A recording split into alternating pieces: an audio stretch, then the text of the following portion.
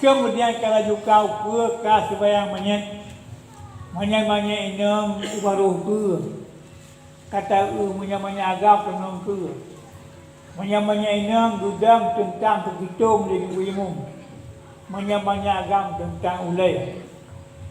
Ini semana banyak jematan wasiat benar pihak peluru orang gagal yang kawajai menyapun tuyut acara mau agam sirojut. Kamu lagi bayar sirojut yang untuk uragam. Apa? Uragam sebayang. Punya orang masa kampung sebayang hanya roh uragam walau ada. Orang masa kampung sebayang hanya uragam hanya siro. Bantang dasar masa kampung. Wamanam siro sebayang jut. Pakon, sabang mengenap peluru. Lihat Tuhan pasti ketimbang doa kawannya.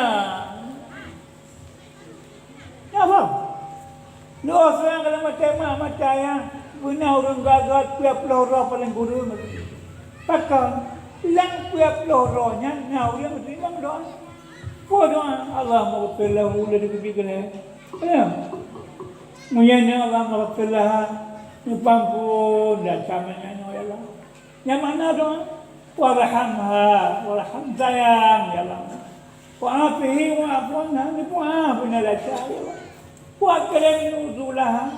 Ya Allah, kuburan ku tolong aku mulia ku. Awasi amal kalah. Ni biar Allah peluah kubur 70 ha. Punya orang bahagia mati. Colang jatuh dewaki 70 ha. Aku dulu. Kudeh ulai 70 ha. Kudeh urung tu 70 ha. Ukur tu 70 ha. Awasnya. Yang kabel. Ipapun dah cahaya.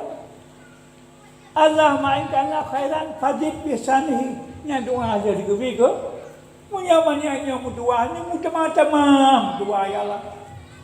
Fa'abdalu daran khairan min dari. Oh Allah. Ni pegerat kampung jirat. Yang kampung punah punya. Tanjung Mulia. Budia kampung Langja, dalam kampung Tanjung Mulianya mendoa udah saya. Wahlan khairan mahaliha. Ini pegang Langja benar perumah, benar doa, benar doanya doa. Sampai akhir doa. Jadi baca dah berarti menyangkut dengan deng sembahyang main uragam dengan urina. Jadi beda-beda antara uragam dengan urina. Ya. Nah, jadi poin lagi bukan urina lo dasar sebelah. Punggung buat dia lo dasar. Berarti uragam berarti mengaruh hati launun lain sebab ni. Tapi tak salah yang kau wajib asalkan belah walang. Oh, dia punya kuju. Dia jadi bego. Hebat. Kau apa?